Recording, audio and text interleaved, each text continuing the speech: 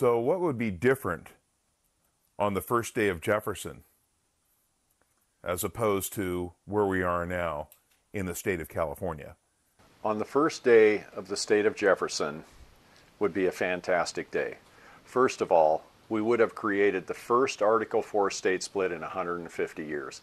We would have the first state in the United States to be created, and our object would be liberty for our children and our grandchildren. What a fantastic day. First of all, on the first day, the news would spread all over the world.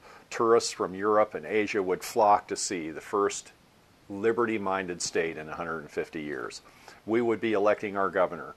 We would be electing, and I imagine this has to be done by state constitutional convention, but I imagine a state where the county has the lion's share of the power.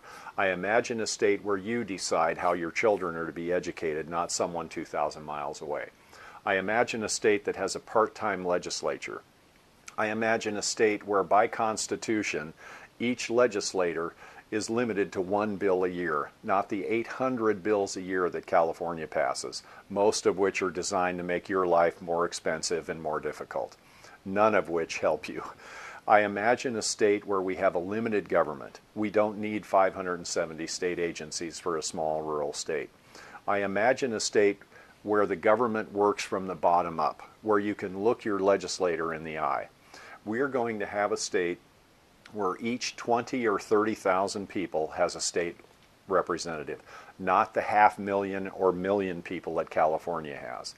I imagine a state where government malfeasance is a crime punishable with jail.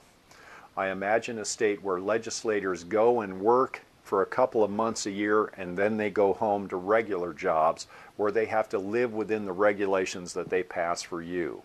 In other words, a state where liberty is more important than anything else, the state of Jefferson.